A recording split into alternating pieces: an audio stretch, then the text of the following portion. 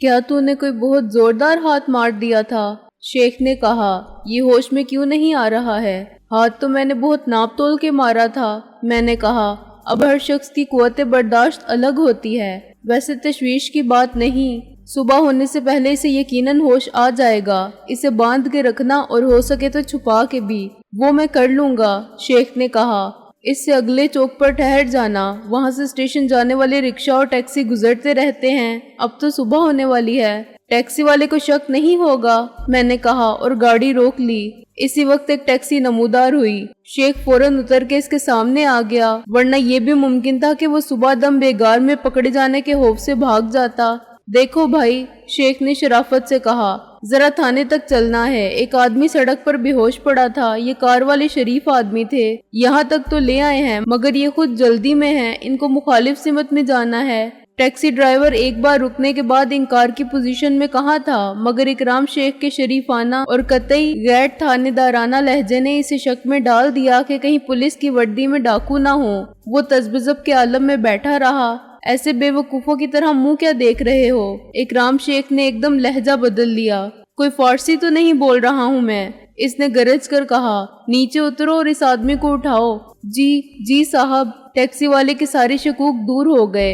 اس نے پیڈرو کو ٹیکسی کے اندر لٹانے میں میری مدد کی اور کچھ حیران بھی ہوا۔ ایک شخص پولیس کی وردی میں، دوسرا شریفانہ لباس میں، تیسرا چوروں جیسے کالے کپڑے پہنے، لیکن وہ بولا نہیں۔ مجھے معلوم تھا کہ تھانے جا کے جب شیخ اسے کرایہ ادا کرے گا تو وہ مزید حیران ہوگا کہ جسے وہ برا شگون سمجھا تھا وہ مبارک ترین فال ثابت ہوا۔ ایک اصلی توڈا تھانے دار اسے پکڑ کر تھانے لے گیا اور بوہنی ایسی ہوئی جو اس کی توقعات کے عین برعکس تھی۔ اس تھانے دار نے غلط میٹر کے مطابق پیسے دیے، ایسا پہلے کبھی ہوا ہے؟ ٹیکسی کے نظر سے اوجھل ہو جانے کے بعد میں نے گاڑی سٹارٹ کر کے بیک کی اور گھر کی طرف چل پڑا۔ میں نے کراؤن سنیما سے آگے گھڑی شاہو کا موڑ کاٹ کے دائیں طرف ایک فرلانگ کا فاصلہ بھی طے نہیں کیا تھا کہ انجن نے پہلا جھٹکا لیا، چند قدم بعد دوسرا اور آخری ہچکی لے کر بند ہو گیا۔ میں نے فیول میٹر کی طرف نگاہ ڈالی، اس کی سوئی نہ جانے کب سے بتا رہی تھی کہ ٹینک خالی ہو چکا ہے، مگر میں ذہنی طور پر دوسرے مسائل میں ایسا الجھا ہوا تھا کہ میں نے اس طرف توجہ ہی نہیں دی تھی۔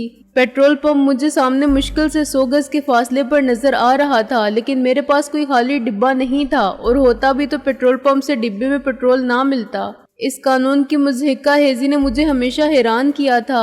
ویسے ایک بوند پیٹرول نہیں ملے گا، آپ خود چاہیں تو ٹینک فل کروائیں، پھر ربڑ کے پائپ سے سب نکال کے ڈبے بھر لیں اور اگلے پیٹرول پمپ سے پھر ٹینک بھروا لیں۔ جب تک خود آپ کا دل نہ بھرے آپ ہر پیٹرول پمپ پر جا کے اپنا یہ شغل جاری رکھیں۔ قانون اپنی جگہ ہے، چنانچہ پمپ والے پیٹرول دیں تو ان کی سزا یہ کہ لائسنس منسوخ، قید یا جرمانہ یا دونوں، اور جو اس طرح پیٹرول لینے آتا ہے وہ فیملی کے ساتھ ہو یا خود کو ہر حوالے سے شریف آدمی ثابت کرے تب بھی مجرم ہے جو آتش زنی کی واردات پر کمر بستہ ہے۔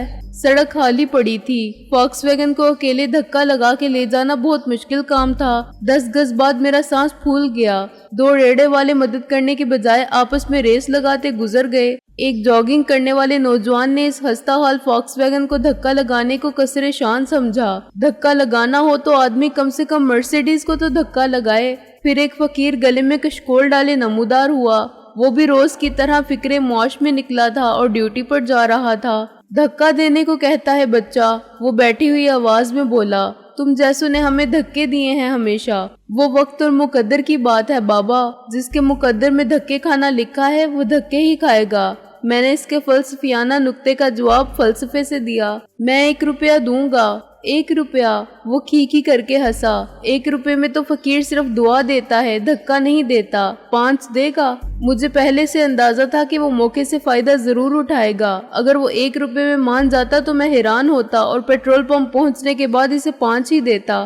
گاڑی نے آگے کھسکنا شروع کیا۔ یا علی مدد! فقیر نے نعرہ لگایا۔ میں یہ سوچتا رہا کہ پیٹرول پمپ پر بہت روشنی ہوگی۔ پیٹرول ڈلوانے کے لیے مجھے آگے سے ڈکی کھولنی پڑے گی جس میں پیٹرول ٹینک کا منہ ہے۔ اگر تولیے میں لپٹا ہوا سر کوئی کونا ہٹ جانے سے نمایاں ہو گیا یا کہیں خون کا داغ نظر آ گیا تو کیا ہوگا؟ پیٹرول بھرنے والا تو فوراً تولیہ اٹھا کے دیکھ لے گا، چیخ مارے گا اور بے ہوش ہو جائے گا، ورنہ پولیس چلانے لگے گا۔ اس کے لیے مجھے بہت محتاط رہنا ہوگا۔ میں نے طے کیا ڈکی کا ڈھکن اٹھتے ہی میں باہر جا کے کھڑا ہو جاؤں گا اور خود پیٹرول ٹینک کی کیپ کھولوں گا۔ पाइप से पेट्रोल डालने वाले को या पैसे लेने वाले को अपनी तरफ मतवज्जो रखूंगा और तौलिए को हरगिज हाथ नहीं लगाने दूंगा। फकीर और मैं फॉक्सवैगन को धक्का देते पेट्रोल पंप पर पहुंचे तो इस मंजर से वहां मौजूद अमला महफूज हुआ। फकीर ने 5 का नोट रखिए में डाला और कोई दुआ नहीं दी। 5 रुपए इसने मेहनत से कमाए थे, खैरात नहीं लिए थे, और शायद वो पशेमान भी था कि ख्वामखा जोरे बाजू से कमाई के चक्कर में एनर्जी जाया की।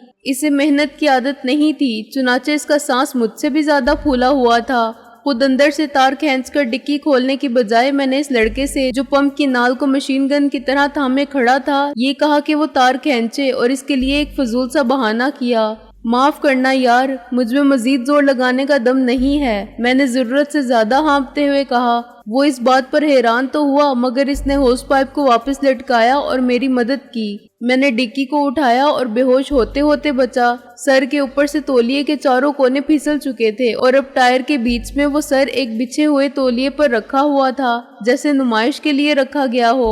मैंने खुदा का 1000 शुक्र अदा किया कि दूसरा शख्स यानी कैशियर जिसने गले में चमड़े का थैला लटका रखा था अभी दूर था। पेट्रोल भरने वाले लड़के ने भी सामने से होकर जाने की बजाय पीछे की तरफ से पंप तक का फासला तय किया और मुझे इतना वक्त मिल गया कि मैं तौलिए को फिर इस खोपड़ी पर ढक सकूं। 4 गैलन पूरे होते ही मैंने खुद पेट्रोल टैंक की कैप बंद की और लड़के ने रबर पाइप को वापस पंप की साइड में लटका दिया। और इस वक्त अपनी तरफ से हर एहतियात बरतने के बावजूद मुझसे एक गलती हुई। नोट मेरे हाथ में था और मेरी तवज्जो कैशियर की तरफ नहीं रही थी। इससे पहले कि मैं डिक्की बंद करता वो मेरे पीछे से निकलकर सामने आ गया।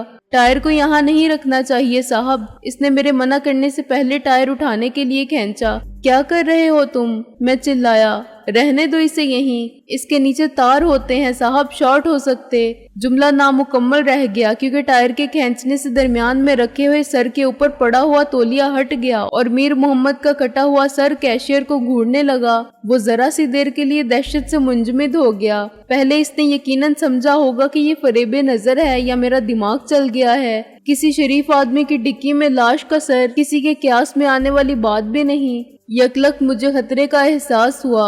मैंने नोट इसकी तरफ फेंका मगर इस वक्त तक वो एक फलक शुगाफ चीख मार चुका था। खून, कातिल, ओए पकड़ो! इसने पूरी कुव्वत से चिल्लाना शुरू किया। मैंने एक कमरे के शीशे वाले ऑफिस में से 2 अफराद को दौड़कर आते देखा। कैशियर के जुनून की हालत देखकर वो समझे होंगे कि मैं कोई डाकू हूँ जो गन पॉइंट पर इसके कैश का थैला छीनकर भागना चाहता हूँ। मैंने कैशियर के एक मुक्का रसीद किया क्योंकि वो मुझे पकड़ चुका था और मुझे कार में नहीं बैठने दे रहा था। वो पीछे गिरा तो वो नौउम्र लड़का सामने आ गया जिसने पेट्रोल डाला था। मैंने एक लात इसके रसीद की और वो बिलबिला के बैठ गया। कैशियर को पक्के फर्श पर गिरने से चक्कर आ गए थे, चुनाचे वो उठकर तो बैठ गया था मगर फिर मुकाबले के लिए खड़ा नहीं हुआ था। वो हजियानी कैफियत में चिल्ला रहा था, कातिल, खून, ओए मेरी तौबा मौला, डिक्की में सर बंदे का। मैंने दरवाजा खोला ही था कि ऑफिस में से नमूदार होने वाले आ पहुंचे। सूरत हाल यकलक संगीन हो गई थी। कोई गाड़ी किसी भी वक्त पेट्रोल लेने आ जाती तो मेरे लिए फरार भी मुश्किल हो जाता।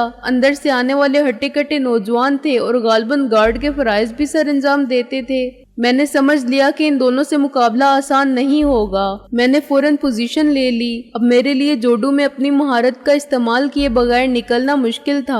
वो दोनों एक साथ मुझ पर हमलावर हुए और मैंने गोता मार के दोनों को बाजुओं पर ले लिया। फिर मैंने बैक समरसॉल्ट यानी उल्टी कलाबाजी खाई और वो मेरे साथ ही फर्श पर यूं गिरे जैसे कोई धोबी पटखा मारने से कमर के बल गिरता है।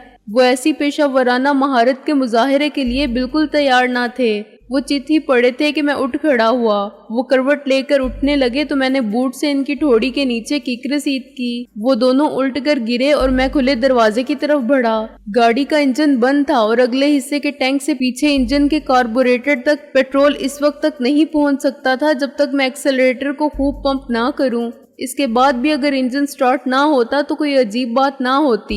बाज़-औक़ात खुश्क कार्बोरेटर में थोड़ा सा पेट्रोल इंजन का बोनेट उठा के और एयर क्लीनर हटा के भी डालना पड़ता है। इसमें भी मिकदार का बहुत ख्याल रखना पड़ता है। पेट्रोल कम हो तो आखिरी कतरे तक इस्तेमाल कर लेने वाले इंजन का भला नहीं होता और ज्यादा हो के कार्बोरेटर में जमा हो जाए तो गाड़ी ओवर हो जाती है। फिर इसे धक्का देकर ही स्टार्ट करना बेहतर होता है, वरना सेल्फ मारने से कार्बोरेटर में कुछ और पेट्रोल आ जाता है और बार बार सेल्फ मारने का नतीजा ये निकलता है कि बैटरी बैठ जाती है और गाड़ी खड़ी रहती है। اندر بیٹھتے ہی میں نے زور زور سے ایکسلریٹر پر پیر مارے اور کھڑکی سے باہر دیکھا تو ناک آؤٹ ہونے والے کھڑے ہو چکے تھے۔ کیشیئر ان پر واضح کر چکا تھا کہ اس نے کیا دیکھا تھا۔ عام حالات میں شاید وہ کیشیئر کی بات پر یقین نہ کرتے اور اسے نظر یا دماغ کا فطور قرار دیتے، لیکن اس مارکا آرائی کے بعد یقین نہ کرنے کا سوال ہی نہ تھا۔ وہ اب چلا چلا کے رائے عامہ کو متوجہ کرنے کی کوشش کر رہے تھے، مگر رائے عامہ ابھی سوئی پڑی تھی۔ ایک شخص نے دوسری منزل کے مکان کی کھڑکی سے سر نکال کے کہا، اوئے کی رولا ہے بھائی؟ میں نے انجن کو سٹارٹ کرنے کے لیے چابی گھمائی، انجن گرایا اور خاموش ہو گیا۔ میں نے پھر پمپنگ کی۔ اسی وقت ایک رکشہ اندر کی طرف مڑا، پیٹرول پمپ والے اس کی طرف دوڑے۔ میں نے دوبارہ چابی گھمائی اور انجن یکلک سٹارٹ ہو گیا۔ اس مختصر مدت میں رکشے والے کو بھی صورتحال کی سنگینی کا خلاصہ 4 افراد نے بیک وقت اپنی بے ربط گفتگو میں سنا دیا تھا۔ آدمی کا سر، رکشہ والا چلایا۔ میں نے کھڑکی سے ہاتھ نکال کے 2 ہوائی فائر کیے اور کار لے کر بھاگا۔ فاکس ویگن کی رفتار کا مقابلہ رکشہ کیا کرتا؟ میرا مقصد تو اسے خوفزدہ کر کے تعاقب سے روکنا تھا۔ اندھیرا اب بھی تھا، مگر میں نے نہ ہیڈ لائٹس جلائیں نہ عقبی لائٹس جلائیں۔ اس وقت مجھے خیال ہی نہیں آیا کہ میری ایک چھوٹی سی احتیاط نے مجھے بڑی مشکل میں پڑنے سے بچا لیا ہے۔ اگر پیچھے والی نمبر پلیٹ پر کالا کپڑا نہ چڑھا ہوتا تو پیٹرول پمپ کی مرکری لائٹ میں وہ کار کا نمبر صاف نوٹ کر لیتے۔ لائٹس میں نے ایک فرلانگ دور آنے کے بعد جلائیں، جب مجھے یقین آ گیا کہ میرے تعاقب میں کوئی نہیں ہے۔ صحیح سمت سے گریز کی خاطر میں نے گاڑی کو دائیں ہاتھ موڑنے کی بجائے بائیں طرف موڑ لیا۔ پھر مجھے پولیس کی نفری کا خیال آیا جو شاید ابھی تک ایمبولینس کے انتظار میں اپنے افسر اعلیٰ کی بے سر لاش پر پہرا دے رہی ہو۔ وہ گاڑی کو پہچان جائیں گے۔ عام فاکس ویگن کا رنگ سرخ ہوتا تو وہ سمجھتے کہ یہ ویسی ہی دوسری گاڑی ہے، لیکن سامنے سے میں نے اس کا حلیہ یوں بگاڑا تھا کہ اب اسے ایک بار دیکھنے والا دوبارہ دیکھتے ہی شناخت کر سکتا تھا۔ پھر یہ کیا عجیب صورتحال ہوتی کہ ایس ایچ او کا دھڑ تو اسی جگہ پر پڑا نظر آیا اور سر کو میں اتنے قریب سے لے کر گزر جاتا۔ اگر ایمانداری بقول شاعر، حق گوئی و بے باکی، آئینے جواں مردی سے کام لیتے ہوئے رک کر یہ سر پیش کرتا کہ ایس ایچ او صاحب کو مکمل کر لیا جائے تو کوئی جرم نہ کرنے کے باوجود مجرم بن جاتا، اور یہ راست گوئی خود اپنے لیے رسن و دار کا سامان فراہم کرنے کے مترادف ہوتی۔ میں نے کار کو بیک کیا اور پل پر سے سیدھا گزر گیا۔ صبح کے آثار اب آسمان کی سیاہی میں ہلکی سی سفیدی بن کے جھلکنے لگے تھے۔ اخبار فروش اور دودھ والے سائیکلوں پر نکل کھڑے ہوئے تھے۔ اٹھو، میری دنیا کے غریبوں کو جگا دو، پھر انہیں دودھ کا دودھ اور پانی کا پانی دو، کارپوریشن کا پانی اور بھینس کا دودھ ایک ہی قیمت میں ایک ساتھ، اور انہیں اخبار دو کہ انہیں جرائم کی تازہ ترین صورتحال سے لے کر آٹے دال کا بھاؤ سب معلوم ہو جائے، اور رات خوابوں کی دنیا میں بسر کرنے والے عملی زندگی کی تلخ اور سنگین حقائق کا سامنا کرنے کے لیے تیار ہو جائیں۔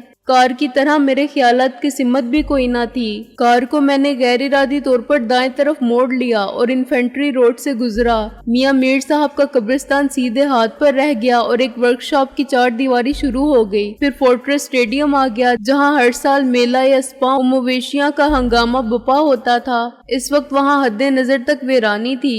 میں نے بیک ویو مرر میں دیکھا تو مجھے اپنے پیچھے بھی سڑک دور دور تک خالی نظر آئی۔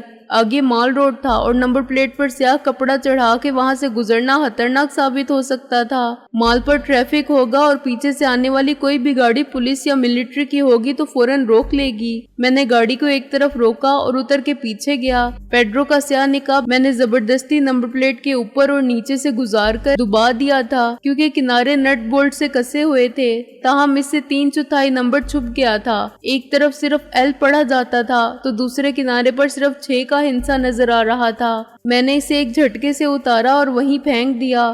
مال روڈ پر پہنچ کے میں نے اطمینان سے گاڑی چلاتے ہوئے اپنے خطرات اور خدشات کا جائزہ لیا۔ بے شک ہوائی فائرنگ سے خوفزدہ ہو جانے والوں نے میرا تعاقب نہیں کیا تھا کیونکہ ان میں سے کسی کو بھی ایک نئے دن کا آغاز اپنی وفات سے کرنا منظور نہ تھا، لیکن سوال یہ تھا کہ کیا انہوں نے بعد میں اس ناقابل حد تک خوفناک، دہشتناک، افسوسناک اور سنسنی خیز واقعے کی رپورٹ پولیس کو دی ہوگی؟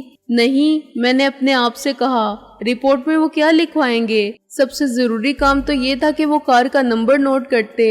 टालने की माहिर पुलिस उन्हें इस नाअहली पर धर लेगी और मुनासिब नजराना लेकर छोड़ेगी कि खबरदार आइंदा बिला वजह पुलिस को तंग करने मत आना। ना ये मालूम कि नंबर क्या था, मुलजिम का नाम क्या था, वल्दियत पता कुछ मालूम नहीं, चले आए रिपोर्ट लिखवाने। लाल रंग की फॉक्स वैगन थी। आदमी था तकरीबन 6 फुट का, रंग सांवला, बाल काले, सफेद कमीज, स्याही माइल पतलून। ऐसे तो सभी होते हैं, और लाल रंग की क्या एक ही गाड़ी है शहर में? लेकिन सबसे ज्यादा अहम बात ये थी कि वो सब भी आम लोग थे। आम आदमी की सबसे बड़ी कमजोरी ये है कि वो थाने कचहरी के चक्कर में नहीं पड़ता, कानून की मदद करना अपना फर्ज नहीं समझता। ये समझता है कि कानून इसके गले पड़ जाएगा, इसका वक्त, जहनी सुकून, पैसा, कारोबार सब मुतासिर होंगे। और ये कौन कह सकता है कि तफ्तीश कितने महीने या कितने साल चलेगी, फिर मुकदमे के सिलसिले में कितने महीने या कितने साल वो बतौर गवाह हाजिर होते रहेंगे, और अंजाम की किसे खबर? जिसकी गर्दन में फंदा फिट हो वही लटक जाए। चुनाचे पेट्रोल पंप पर रह जाने वालों ने बाद में पहले तो अपने अपने नुकसानात का जायजा लिया होगा। सबको मामूली चोटें आई थीं, सबके हड्डी पसली बतीसी सलामत थी। पैसे में ज्यादा ही दे आया था, यानी 50 का पूरा नोट फेंक दिया था। इत्तफाके राय से उन्होंने तय किया होगा कि इस मामले में लबकुशाई की जरूरत नहीं, उन्हें जान का सदका देना चाहिए कि खतरनाक कातिल की कोई गोली इनमें से किसी को नहीं लगी। इस लाकानूनियत का अदराक कौन कर सकता है? जमाना ही ऐसा है। किस दीदा दिलीरी के साथ कातिल अपने मकतूल के सर को यूं लिए फिरते हैं जैसे भुस भरवा के ड्राइंग रूम में सजाने का इरादा है। इसी तरह जैसे शिकारी हिरन बारहसिंगे शेर के सर को शील्ड बना के लगाते हैं। जब मैं घर पहुंचा तो सूरज निकल आया था। दरवाजे के बाहर एक शख्स मिलिट्री मॉडल की पुरानी मोटरसाइकिल पर बैठा सिगरेट पी रहा था। मैंने इसे हॉर्न दिया। गाड़ी के ब्रेक ठीक नहीं हैं। मैंने नीचे उतर के गेट खोलते हुए कहा, गनीमत है कि तुम्हारे अस्पे ताजी पर से नहीं गुजरी। किस पर से? वो मोटरसाइकिल को हटा के खड़ा करने के बाद बोला, क्या कहा है तुमने मुझे? कुछ नहीं, मैंने कहा और गाड़ी को अंदर ले गया। वो मेरे पीछे पीछे आया। इसकी बगल में एक फाइल थी। तुम अंदर भी आ गए? मैंने कहा, बिला इजाजत। ये जामिन रिजवी साहब की कोठी है। इसने कुछ मुअद्दब होके कहा, तुम्हें क्या नजर आती है, कोठी या झुक्की? और इस सवाल का मकसद? मैंने कहा, मैं तफ्तीश के लिए आया हूँ। वो फाइल निकालते हुए बोला, बयान लेना है। माफ करो बाबा, मैं इस वक्त कुछ नहीं दे सकता, फिर कभी आना। मैंने यूं कहा जैसे वो फकीर है और भीख मांग रहा है। मैं बयान लिए बगैर नहीं जा सकता। इसने अपनी खुदी को सहारा देकर बुलंद किया, मैं CIA में हूँ। PIA में हो तो जाओ जहाज उड़ाओ। मैंने कहा, हवाबाजी की जगह बयानबाजी का इख्तियार किसने दिया है तुम्हें? इसने जुज़बुज़ होकर अपना कार्ड निकाला। मैंने CIA कहा था। हमारे 2 इंस्पेक्टर यहाँ ड्यूटी पर मामूर थे, दीन मोहम्मद और ख्वाजा अकबर। इनमें से 50% को मैं दरियाफ्त कर चुका हूँ, बिल्कुल इसी तरह जैसे कोलंबस ने अमेरिका दरियाफ्त किया था। मैंने कहा, तुमको दीन मोहम्मद से मिलना हो तो थाने चले जाओ, वो हवालात में बंद है। आप सीरियस होके बात नहीं कर सकते? इसकी कुव्वत बर्दाश्त जवाब देने लगी थी। क्या मतलब? मैंने कहा, मैं सीरियस नहीं हूँ, मजाक कर रहा हूँ, जोकर हूँ। अच्छा अंदर आओ। वो मेरे साथ ड्राइंग रूम में आ गया। ये फोन रखा है, नंबर मिलाना आता है ना, तो ये नंबर मिलाओ। एक इंस्पेक्टर इकराम शेख जवाब देगा। इससे कहना दीन मोहम्मद से बात करवा दे, मैं इतनी देर में नहा के आता हूँ। जब मैं नहा के आया तो तफ्तीश के लिए आने वाला यूं बैठा था जैसे ज़ेरे तफ्तीश हो। बात यह है सिकंदर साहब, इसने माजरत अमेज लहजे में कहना शुरू किया, ख्वाजा अकबर पहले ही मिल चुका था, दीन मोहम्मद का पता नहीं चल रहा था। ख्वाजा अकबर की सरगुज़िश्त सुनाओ। मैंने कहा, वो कहाँ था और क्यों था? इसके साथ बड़ी अजीब बात हुई। वो बोला, वो सुबह घर से निकला था ड्यूटी पर पहुंचने के लिए। वो बस से आ रहा था। रास्ते में इसे एक मुसाफिर ने सिगरेट पेश की। सिगरेट? मैंने कहा, बस में तो सिगरेट पीना जुर्म है, मगर तुम लोगों को मुफ्त मिले तो जहर भी पी लो। खैर, इसने सिगरेट खत्म की तो इसे चक्कर से आने लगे। जरा सी देर में वो बेहोश हो गया। वो मेरी मुदाखलत को नजरअंदाज करते हुए बोला, लोगों ने इसे सिगरेट पेश करने वाले से बातें करते देखा था, चुनाचे वो इन्हें साथी समझे और सिगरेट पिलाने वाले ने कहा कि इसका दोस्त दिल का मरीज है। बस फौरन रोक दी गई और वो ख्वाजा अकबर को लेकर उतर गया और टैक्सी में डाल के ले गया। वो खामोश हो गया और कुछ सोचने लगा। इसके बाद क्या हुआ? कोई दर्दनाक वाकया पेश आया या शर्मनाक? मैंने इसके तज़ब्ज़ुब को देखकर कहा, मैं वही बता देता हूँ जो ख्वाजा अकबर ने कहा था। इसे होश में आया तो वो किसी कोठी में लेटा था। कोठी बहुत शानदार थी। ख्वाजा अकबर बेडरूम में था और जिस बेड पर जूतों समेत लेटा था वो भी बहुत बेशकीमत था। वो कुछ देर सोचता रहा कि यह हकीकत है या ख्वाब। आहिस्ता आहिस्ता इसे गुजरे हुए वाकयात याद आने लगे। वो समझ गया कि सारी खराबी इस सिगरेट की थी जो इसे एक अजनबी ने पेश की थी।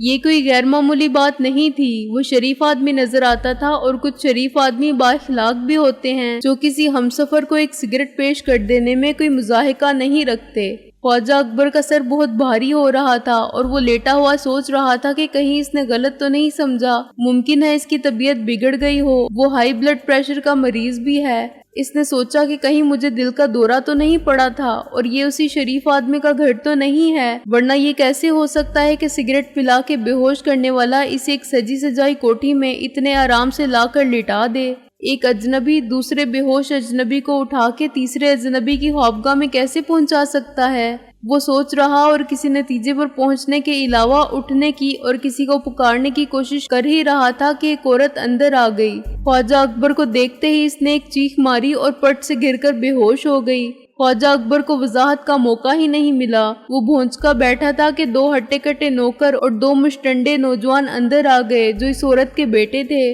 उन्होंने ख्वाजा अकबर को पकड़ लिया। नौकरों ने सिर्फ ख्वाजा अकबर को पकड़े रखा। नौजवानों ने तफ्तीश शुरू की। मैंने कहा मार के कहा, तुम्हारे अपने तरीकों के मुताबिक। वो दोनों कॉलेज के बॉक्सर थे। उन्होंने ख्वाजा अकबर की एक नहीं मानी और यही पूछते रहे कि वो अंदर कैसे आया और इसने इनकी मम्मी को क्यों मारा। वो बोला, ख्वाजा अकबर की जेब में कुछ नहीं था, न पर्स न शनाख्ती कार्ड। उन्होंने इसे अपने बाथरूम में बंद कर दिया और थाने में रिपोर्ट लिखवा दी कि कोई बदमाश चोरी की नीयत से इनके घर में आ घुसा था। ख्वाजा अकबर पुराना आदमी है, मगर जो ASI आया वो नया था। इसने दफा 451 ज़ाब्ता फौजदारी के तहत FIR काट दी, यानी मुजरिमाना अज़ाइम लेकर नाजायज तौर पर किसी के घर में दाखिल होना, जो नाकाबिले जमानत जुर्म होता है। जमानत सिर्फ अदालत मंजूर कर सकती है। असल बात तो इसके हवालात में बंद हो जाने के बाद मालूम हुई, मगर FIR तो कट चुकी थी। अब वो मुअत्तिल है और हवालात में बैठा है। बाइज्जत तौर पर बरी होने में कुछ वक्त तो लगेगा। मेरी हंसी इसको मुश्तिल भी कर रही थी और शर्मिंदा भी, लेकिन वो ज़ब्त पर मजबूर था क्योंकि ये किसी गरीब लावारिस का नहीं, एक पुलिस अफसर का घर था। दुश्मनों की प्लानिंग बहुत अच्छी थी। उन्हें वक्ती तौर पर दोनों मुहाफिजों को हटाना मकसूद था। एक पर उन्हें थोड़ी सी जबरदस्ती करनी पड़ी, दूसरे को उन्होंने बड़ी आसानी से रोक लिया। दोनों की फर्ज शनासी ने उन्हें हवालात पहुंचा दिया। जमाना बड़ा कदर नाशनास है। वाह भाई वाह, मैंने हंसी रोक कर कहा। साथ हो तो ऐसा, पहले दोनों CIA में थे, अब दोनों हवालात में हैं। अचानक बाहर से एक कुत्ते ने भौंकना शुरू किया। मैंने 2 मिनट तक बर्दाश्त से काम लिया, इस उम्मीद में कि शायद वो खुद ही चला जाएगा, लेकिन 2 मिनट बाद वो 1 से 2 हो गए। क्या रिजवी साहब ने कुत्ते भी पाल रखे हैं? कुत्ते? मैंने सोचकर मायनेखेज लहजे में कहा। हाँ बहुत, लेकिन वो कुछ नहीं समझा और मैं इसके साथ बाहर आया। मेरी सारी शोखी यकलख्त काफूर हो गई। दोनों कुत्ते कार की डिक्की पर हमला करने के मूड में थे और इसकी तरफ थूथनी उठा के मुसलसल भौंक रहे थे। उन्हें डिक्की में से खारिज होने वाले खून और गोश्त की इस बू ने मतवज्जो कर लिया था जो इंसानी नाक महसूस नहीं कर सकती थी।